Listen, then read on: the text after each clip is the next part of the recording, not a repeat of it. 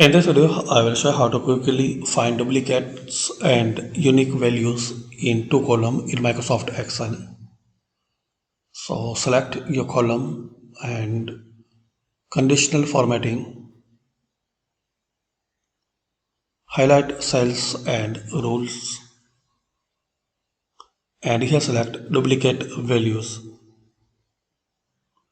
So here select duplicate and you can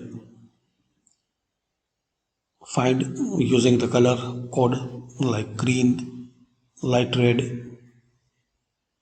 red border,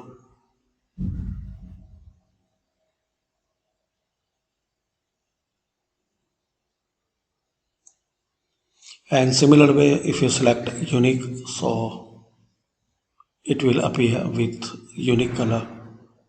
Select it, same conditional and formatting, duplicate value and select here unique.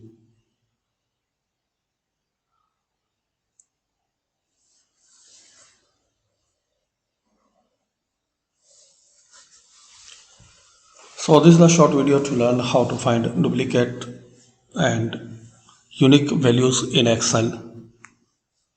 Thanks for watching.